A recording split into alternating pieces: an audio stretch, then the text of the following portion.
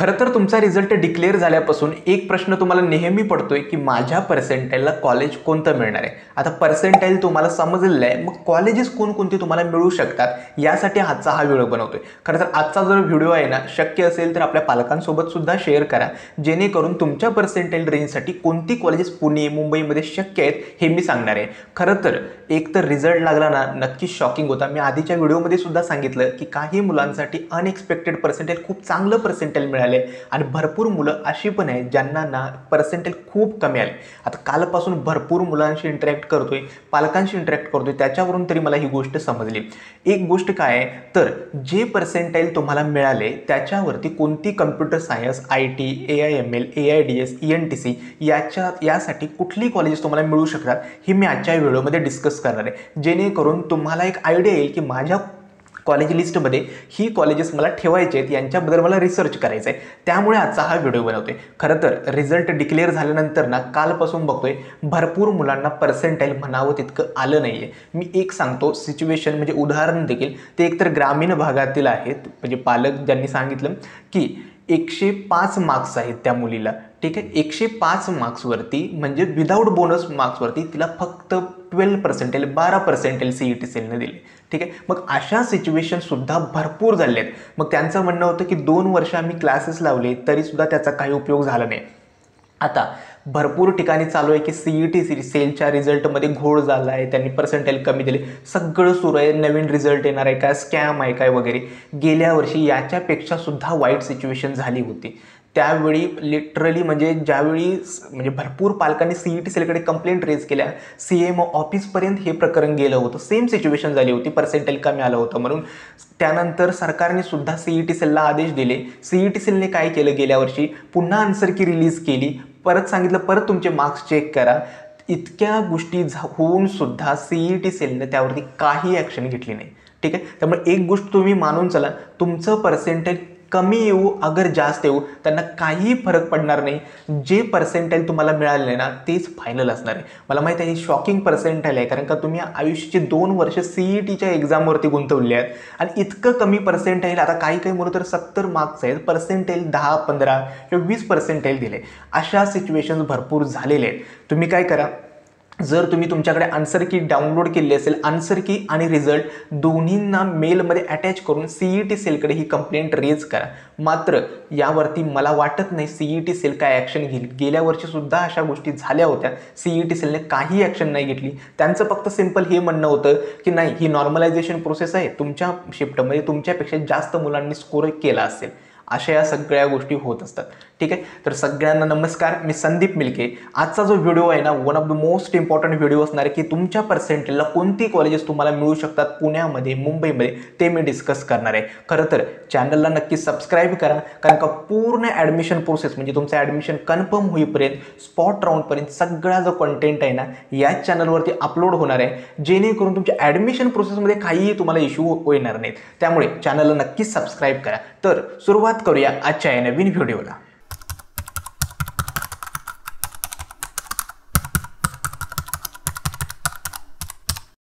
Percentile कमी आलंय म्हणून पॅनिक होऊ नका, कारण का ना जरी पर्सेंटाईल कमी आलं असेल ना तरी आपल्याकडे भरपूर ऑप्शन्स आहेत. आपल्याकडे कॅटेगरीचा बेनिफिट आहे. दुसरा आहे, यावर्षी कॉलेजेसनी काही सीट्स वाढवलेत, काही कॉलेजेसनी ब्रँचेसची इनटेक कॅपॅसिटी वाढवली आहे. त्यानंतर काही कॉलेजेसनी काय केले तर यावर्षी मॅनेजमेंटच्या सीट्स आहेत ना त्या डायरेक्टली मेरिट बेसिसवरती भरायचं ठरवले. भरपूर अशा गोष्टी आहेत. इव्हन तुमचे स्पॉट राऊंड आहेत, इन्स्टिट्यूट लेवल सीट्स आहेत. त्यामुळे यावर्षी 4 कॅप राऊंड सुद्धा होणार आहेत. त्यामुळे घाबरून जाऊ नका की पॅनिक होऊन कुठे डायरेक्ट ॲडमिशन घेण्यापेक्षा वेट करा. अजून CETची कॅप प्रोसेस बाकी आहे. काय माहिती तुमच्या कट ऑफला किंवा तुमच्या कॅटेगरीचा बेनिफिट होऊन तुम्हाला चांगल्या कॉलेजमध्ये सीट सुद्धा मिळू शकेल. त्यामुळे पर्सेंटाईल जरी कमी आलं ना, काहीतरी तडजोड करायची, म्हणजे तडजोडीची तुम्ही तडजोड करायची तयारी ठेवा की तुम्हाला कॉलेज किंवा ब्रँच काहीतरी थोडं कॉम्प्रोमाइज करावं लागेल. आता व्हिडिओच्या सुरुवातीला आणि महत्त्वाची इम्पॉर्टंट इन्स्ट्रक्शन काय तर ज्या मुलांना पर्सनल काउन्सिलिंगमध्ये इनरोल करायचं आहे, खरं तर पर्सनल काउन्सिलिंग इनरोल म्हणजे घेतली पाहिजे का, एक तर तुम्हाला पुढच्या 2 ते 2.5 महिन्यामध्ये प्रत्येक स्टेजला डाऊट येणार आहे. कोणत्या स्टेजला डॉक्युमेंट व्हेरिफिकेशनला कोणते डॉक्युमेंट्स लागतात, कॉलेजचा सिक्वेन्स कसा ठेवू, हे कॉलेज चांगलं आहे की ते कॉलेज चांगलं आहे, ब्रँचमध्ये कॉम्प्रोमाइज करू की कॉलेजमध्ये, प्रत्येक स्टेजला तुम्हाला डाऊट येणार आहे. स्पॉट राऊंडमध्ये, आणि त्यासाठी बाळांनो पर्सनल काउन्सिलिंग गरजेचं आहे. आता ज्या मुलांना आमच्याकडे पर्सनल काउन्सिलिंगमध्ये एनरोल करायचं आहे, डिस्क्रिप्शन बॉक्समध्ये लिंक देतोय, नक्की एनरोल करा. पर्सनल काउन्सिलिंग वेगळी काय त्याबद्दल सांगतो. एक म्हणजे काय तर तुम्हाला तुमचं ॲडमिशन कन्फर्म होईपर्यंत म्हणजे पूर्ण ॲडमिशन प्रोसेसमध्ये तुम्हाला डाऊट सपोर्ट भेटतो. कुठल्याही स्टेजला काही डाऊट्स असेल ना, डायरेक्टली तुम्ही कॉल्सवर किंवा व्हॉट्सॲपवरती माझ्याशी बोलू शकता. दुसरं असतं, जसं आता तुमचं पर्सेंटाईल डिक्लेअर झालं ना, तुमचं पर्सेंटाईल, कॅटेगरी, तुम्हाला कॉलेज ब्रँच कुठे हवे, त्यानुसार तुमची पर्सनल कॉलेजची जी लिस्ट आहे ना, ते आम्ही तुम्हाला बनवून देतो. तीच तुम्हाला ऑप्शन फॉर्ममध्ये फिलअप करायची असते. तिसरं आणि इम्पॉर्टंट काय तर CETच्या प्रत्येक स्टेजेसनुसार म्हणजे कॅप रजिस्ट्रेशनपासून document verification, option form filling, त्यानुसार मीटिंग्समध्ये तुम्हाला फॉर्म फिलिंग कशी करायची आहे, मिस्टेक्स कुठे करायचे आहेत याबद्दल गाईड केले जातं. आणि शेवटी जी स्पॉट ॲडमिशन्स असतात कॉलेजेसमध्ये आणि इन्स्टिट्यूट लेवल सीट्स म्हणजे कोणत्या कॉलेजमध्ये स्पॉट राऊंड स्टार्ट आहेत, कोणत्या कॉलेजचे इन्स्टिट्यूट लेवलचे फॉर्म्स ओपन झालेत, याबद्दल सगळी माहिती दिली जाते, जेणेकरून तुमचे ॲडमिशनचे जे चान्सेस आहेत ना स्पॉट राऊंडमध्ये ते वाढावेत.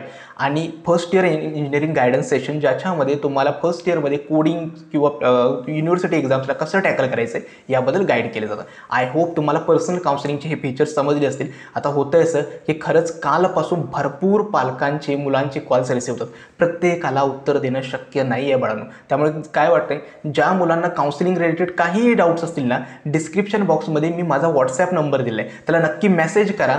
काउन्सिलिंग रिलेटेड जेवढे काही डाऊट्स आहेत ना, सगळे तुमचे रिझॉल्व केले जातील. कॉल रिसीव्ह करणं खूप जरा म्हणजे डिफिकल्ट होऊन जाते, कारण का ॲट अ टाईम सगळे कॉल्स येत असतात. ठीक आहे, आय होप ही गोष्ट तुम्हाला समजली असेल. मात्र एक सांगतो, बाकी काउन्सिलरसारखं तुमच्या कमी पर्सेंटेल एकदम टॉपचं कॉलेज मिळवून देऊ, हे देऊ अशा मोठ्या गोष्टी मी सांगणार नाही आहे. मात्र जे तुमच्या पर्सेंटाईलला महाराष्ट्रातलं बेस्ट कॉलेज असेल आणि चांगली ब्रँच असेल, ठीक आहे, ते तुम्हाला मिळून देऊ. इवन आता बाकी काउन्सिलर्स वगैरे बघतो ना, एकतर एकच कॉलेजची लिस्ट बनवतात पुण्याची आणि सगळ्यांना देऊन टाकतात आणि म्हणतात की ह्या कॉलेजमधली लिस्टमधली जी कॉलेजेस तुम्हाला हवे ते ठेवा, बाकीचे इग्नोर करा. अशा गोष्टी होत नाहीत. आता लिस्ट बनवण्याआधी आम्ही काय करतो तर पहिली गोष्ट, पहिल्यांदा तुम्हाला कॉल करून तुमच्याशी आणि पालकांशी डिस्कस करतो. कोणती कॉलेजेस तुम्हाला मिळू शकतात, कोणती बेस्ट आहेत, कोणती लिस्टमध्ये ठेवायची, हे सगळं तुमच्याकडून जाणून घेतो आणि त्यानंतर तुमची लिस्ट बनवून देतो, जे खूप इम्पॉर्टंट आहे कॉलेजचा सिक्वेन्स आणि तुमची लिस्ट बनवण्यामध्ये. आय होप तुम्हाला समजले. ज्या मुलांना काउन्सिलिंगमध्ये एनरोल करायचं आहे ना, डिस्क्रिप्शन बॉक्समध्ये लिंक देतो. आता काउन्सिलिंगचे चार्जेस आहेत 1500 रुपये इतकी फी आहे काउन्सिलिंगची. ठीक आहे, आता येतो व्हिडिओच्या मेन कंटेंटवरती.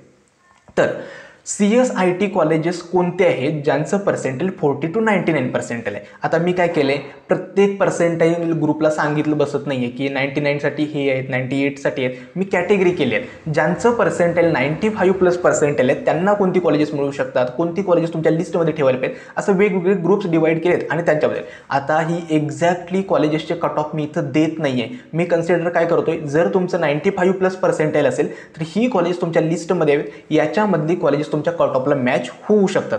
एक्झॅक्ट कट ऑफसाठी CET सेलची ऑफिशियल PDF ती तुमच्यासोबत कम्पेअर करा. आता ज्या मुलांना 95+ पर्सेंटेल आहेत ना, काळजी करू नका, तुमच्यासाठी एक बेस्ट ऑपॉर्च्युनिटी आहे. चांगल्या म्हणजे पुण्यातल्या आणि मुंबईतल्या Tier 1 आणि Tier 2 कॉलेजेसमध्ये कम्प्युटर सायन्स, IT, AI आणि ENTC मिळण्याचे. तर तुम्हाला कोणकोणती कॉलेजेस मिळू शकतात तर COEP, VJTI, PICT, SPIT, वांचन ही Tier 1ची कॉलेजेस आहेत. त्याच्यानंतर VIT, DJ सांगवी, थाडोमल, विवेकानंद चेंबूर ही कॉलेजेस आहेत. त्यानंतर येतात ती KJ Somaiya, PCCOE Ravet, AISSMS college of engineering. आता AISSMSमध्ये पुण्यामध्ये 2 कॅम्पस आहेत, कॉलेज ऑफ इंजिनिअरिंग आणि इन्स्टिट्यूट ऑफ टेक्नॉलॉजी. दोन्हींचे कट ऑफ अराउंड 94 to 95च्या दरम्यान आहेत. त्यानंतर DY पाटील आकुर्डी पिंपरी, DY पाटीलचे पुण्यामध्ये भरपूर कॅम्पस आहेत. मेन जे आहेत ना, DY Patil Pratishthan college of engineering Akurdi आणि दुसरं आहे DY पाटील पिंपरी. ठीक आहे, त्यानंतर JSPM ताथवडे, अजून I2IT पण आहे. त्यानंतर PVG कॉलेज पुण्याचं आहे, PVG नाशिकचं नाही, आणि MIT आळंदी. आता समजा मला 96 पर्सेंटेल त्याच्यावरती COEPचं CS वगैरे मिळणार आहे का किंवा PICTचं मिळणार आहे का, नाही. मग मी काय केले तर 96साठी तुम्हाला कुठले मिळू शकतात, MIT आळंदी आहे, PVG कॉलेज आहे, JSPM ताथवडे. त्यामुळे ही कॉलेजेस तुमच्या लिस्टमध्ये 95+ पर्सेंटेल असतील ना तर मिळू शकतात. काळजी करू नका, तुमचं पर्सेंटेल चांगलं आहे त्यामुळे नक्की तुम्हाला कम्प्युटर रिलेटेड ब्रँच तरी चांगल्या कॉलेजेसमध्ये मिळून जाणार आहे. ठीक आहे, हे होतं 95+ पर्सेंटेल. आता ज्या मुलांना 90 to 95 पर्सेंटेल आहे ना, यांना सुद्धा बऱ्यापैकी Tier 2च्या कॉलेजेसमध्ये CSIT, ENTC, AIच्या ब्रँचेस मिळू शकतात. आता होतं असं की टियर 2च्या ज्या कॉलेजेसचे कट ऑफ आहेत ना जनरली 93 किंवा 93+ आहेत, ठीक आहे. त्यामुळे तुमची जी कॉलेज जे 90 to 95 पर्सेंटाईल ज्या मुलांना आहेत, ज्यांना CS-ITच हवं आहे, त्यांना मे बी टियर 3च्या लेवलच्या कॉलेजेसमध्ये येऊ शकतात. आता पुण्यामधली अशी कॉलेजेस कोणकोणते आहेत? एक तर GH रायसोनी कॉलेज जे आहे वाघोलीचं, ते तुम्हाला मिळू शकतं. तिथं CS आहे, IT आहे, AIच्या ब्रँचेस पण आहेत, 2-3 भरपूर आहेत, ठीक आहे. ते इम्पॉर्टंट आहे. सेकंड आहे सिंहगडचे जे ऑल कॅम्पसेस आहेत, म्हणजे सिंहगडचे बघाल ना, सिंहगड वडगावला 2 कॅम्पसेस आहेत, मेन कॅम्पस आणि काशीबाई नवले कॅम्पस. त्यानंतर NBN सिंहगड आहे. मग असे सिंहगडचे जे कॅम्पस आहेत ना ते तुम्हाला या रेंजमध्ये भेटू शकतात. त्यानंतर MMCY Marathwada Mitramandal college of engineering around 95च्या पर्सेंटाईलचं कट ऑफचं कॉलेज आहे. त्यानंतर प्रोग्रेसिव्ह एज्युकेशन सोसायटीचं मॉडर्न कॉलेज आणि वाडिया मॉडर्न कॉलेज पण कन्सिडर करा. त्यानंतर JSPMचे कॅम्पस, आता JSPMमध्ये पण ना भरपूर कॅम्पस आहेत. JSPM हडपसर असेल, JSPM नरे असेल, ठीक आहे. त्यानंतर मुंबईमधली जर बघाल ना तर ती कुठली कॉलेजेस आहेत? एकतर मुंबईमधली सगळ्या कॉलेजेसची लिस्ट मेन्शन करत नाही आहे, परंतु 90 to 95च्या दरम्यान ना विद्यालंकार इन्स्टिट्यूट ऑफ टेक्नॉलॉजी आहे, ठाकूर आहे, नंतर फादर रॉड्रिग्यूज आहेत, बँड्राचं कॉलेज, अशी कॉलेजेस तुम्हाला मिळू शकतात 90 to 95. 90 to 95 पर्सेंटाईलच्या मुलांनी काळजी काय करायची? कॉलेजेस तुम्हाला टियर 2 किंवा टियर 3चीच मिळणार आहेत, कारण का कट ऑफ आहेत ना ते थोडे जास्त आहेत, ठीक आहे. पर्सेंटाईल 95च्या अराउंड असेल चांगली गोष्ट आहे, 90 असेल तर थोडं कन्फ्युजिंग होतं की तुम्हाला ENTC चांगल्या कॉलेजमध्ये घ्यायचं आहे की थोडं त्याच्यापेक्षा लोअर कॉलेजमध्ये कम्प्युटर सायन्स घ्यायचं आहे. आता येतो पुढची रेंज जी सगळ्यात इम्पॉर्टंट आणि आहे, कारण का ज्या मोस्ट ऑफ दी मुलांचं जे पर्सेंटाईल आहे 80 to 90 पर्सेंटाईल आहे. तुमच्यासमोर कन्फ्युजन काय होणार आहे? तुम्हाला कम्प्युटर सायन्स किंवा AI किंवा ENTC तर मिळणार आहे, मात्र टियर 3च्या खूप लो कॉलेजेसमध्ये भेटू शकते, ठीक आहे. आणि जर तुम्हाला त्याच्यापेक्षा चांगल्या कॉलेजमध्ये जायचं आहे तर ENTC कॉम्प्रोमाइज करावी लागेल किंवा इतर ब्रँचेसला ट्राय करावं लागेल, ठीक आहे. आता हे मी open category as a open category म्हणून कन्सिडर करतो. तुमची कॅटेगरी असेल तर मे बी तुम्हाला 82 किंवा 85 पर्सेंटाईलला टियर 1चं सुद्धा कॉलेज मिळू शकतं, ठीक आहे. मी जनरल ओव्हरव्ह्यू होते की ही कॉलेजेस तुम्हाला मिळू शकतात. आता काही काही मुलांना कसं असतं, त्यांना माहिती पण नसतं की ही कॉलेजेस महाराष्ट्रामध्ये पुण्यामध्ये वगैरे आहेत, त्याचा सिक्वेन्स कसा आहे, परंतु ही बऱ्यापैकी कॉलेजेस आहेत टियर 2 टियर 3, ठीक आहे. तर 80 to 90 पर्सेंटाईल साठी टियर 3ची कॉलेजेस मिळू शकतात. पुण्यामधली कोणकोणती कॉलेजेस आहेत? तर नूतन महाराष्ट्र जे कॉलेज आहे, गेल्या वर्षी NMITचे दोन्ही कॅम्पस त्यांनी एक केलेले आहेत. नूतन महाराष्ट्र आहे, इंदिरा कॉलेज आहे, त्यानंतर सिंहगडचं नरे कॉलेज आहे, NBN सिंहगड आहे, JSPM नरे आहे, त्यानंतर वसंतदादा पाटील बावधनचं कॉलेज आहे, त्यानंतर मराठवाडा मित्रमंडळ लोहेगावचं कॉलेज आहे, अजिंक्य DY पाटील लोहेगावचं कॉलेज आहे, JSPM कॉलेज आहे, झील इंजिनिअरिंग कॉलेज आहे नरेचं. त्यानंतर पुण्यामधले अजून Trinity college, Anantrao Pawar college, Genba Moze college Wagholi. मुंबईमध्ये बघाल तर मुंबईमध्ये पण भरपूर कॉलेजेस आहेत. मुंबईमध्ये दत्ता मेघे आहे, दत्ता मेघेचा कट ऑफ थोडं जास्त आहे, त्यानंतर तेरणासुद्धा जास्त आहे, MGM कामोठे आहे, सरस्वती कॉलेज आहे, अशी भरपूर कॉलेजेस आहेत, ठीक आहे. एक सांगतो, मुंबईमध्ये अदर दॅन होम युनिव्हर्सिटीचे कट ऑफ आहेत ना ते खूप कमी असतात आणि होम युनिव्हर्सिटी जास्त असतात, कारण का मुलं जनरली पुणेला वगळून मुंबईकडे जास्त प्रेफरन्स देतात. आणि मुंबई युनिव्हर्सिटीचं होतं असं की थोडे इश्यूज पण असतात, लाईक एक्झाम्सला पॅटर्न्स वगैरे, सो या गोष्टी होतातच.